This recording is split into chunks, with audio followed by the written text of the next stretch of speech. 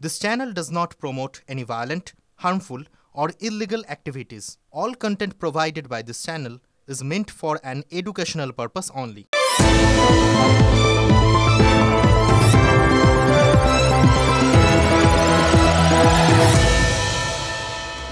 শিল্প আর শিল্পী এবারের লোকসভা ভোটের খুব গুরুত্বপূর্ণ দুটো সাবজেক্ট, সেটা আপনারা বুঝতেই পারছেন। অবশ্য শিল্প বেশ অনেকগুলো বছর ধরে, বহু বছর ধরেই এ রাজ্যের ইলেকশনগুলোতে একদম ফিক্সড ইস্যু হয়ে গেছে, কারণ ভোট আসে ভোট যায়, শিল্প সেটা আর হয় না।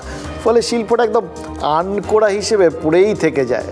ঠিক যেরকম এবছর ধরুন শীতে সোয়েটার কিনেছেন কিন্তু পরা হয়নি, হয়তো সেরকম শীত পড়েনি, আপনি সেটা তুলে রেখে দিলেন সামনের বছরের জন্য, সামনের বছর পড়বেন একদম নতুন সোয়েটার বলে। ঠিক সেরকম শিল্পটারও সেই একই ব্যবস্থা, প্রত্যেক বছর নতুন নতুনভাবে ওই ভোটের সময় তার উদয় হয়।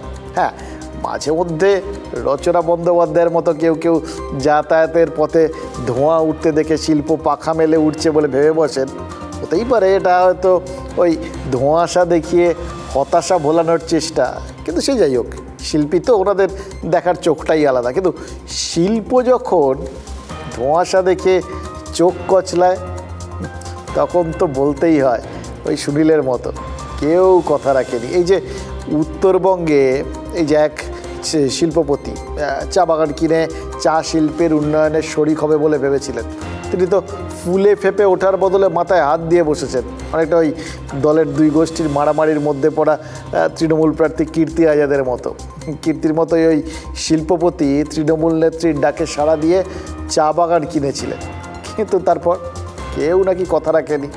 রাজ্য সরকারের উদ্যোগে সুশীল পাল নামে ওই ব্যবসায়ী রেড ব্যাংক আর সুরেন্দ্রনগর চা বাগানে বিনিয়োগটা করেছিলেন। ত্রিপাক্ষিক চুক্তি হয়, বাগান খুলে যায়, তারা ধার কর্য করে বা নিজেদের যা সিদ্ধান্ত সেই অনুযায়ী বেশ কিছু টাকা ইনভেস্ট করে ফেলেন।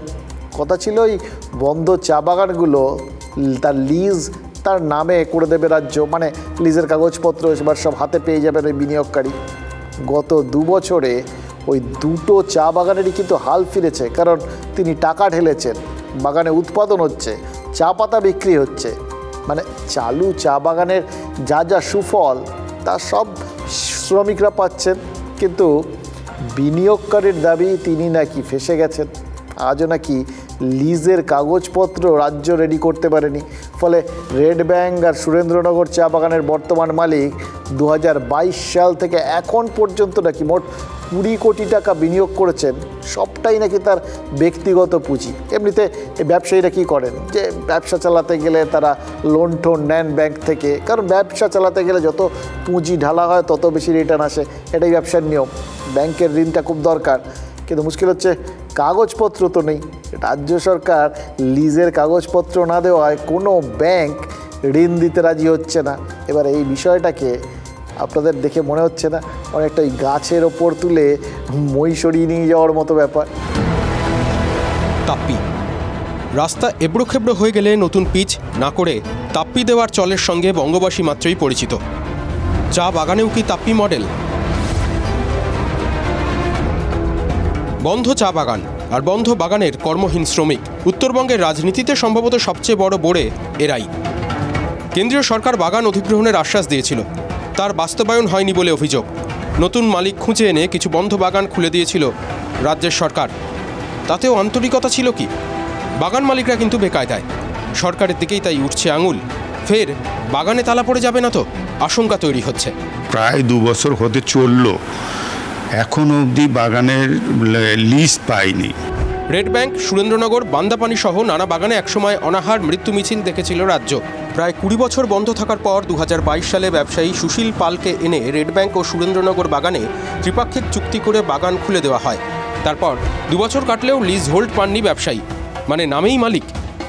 500 একর বাগান নিউ প্ল্যান্টেশন করেছে, 500 একর। এটা কেউ যদি শোনে বুঝতে পারবে তাতে কত ইনভেস্ট হয়। এখন যদি আমি লিজ না পাই, লিজ যতদিন না পাচ্ছি ততদিন আমার একটু সমস্যা হচ্ছে, তো ব্যাংক লোন হচ্ছে না। 3 কোটি টাকার ইলেকট্রিক বিল নতুন মালিকের ঘাড়ে। সরকার ছাড় দেওয়ার পরেও 30 লক্ষ টাকার বিল মেটানো হয়েছে। নতুন বিদ্যুৎ সংযোগ আসেনি, বিপুল খরচে চালাতে হচ্ছে জেনারেটর। 20 কোটি টাকা খরচ করে ফেলেছেন ব্যবসায়ী। লিজ হোল্ড না পাওয়ায় ব্যাংক ঋণ নেওয়ার সুযোগও মিলছে না, দাবি করছেন ওই ব্যবসায়ী। কতদিন টানবো সেটাই কথা যে কতদিন টানবো এইভাবে একটা মানুষ ঘর থেকে কত চালাতে পারে। উত্তরের গেরুয়া শিবির রাজ্যের শাসককেই কাঠগড়ায় তুলেছে। এরা হচ্ছে গিমিকের রাজনীতিতে বিশ্বাস করে।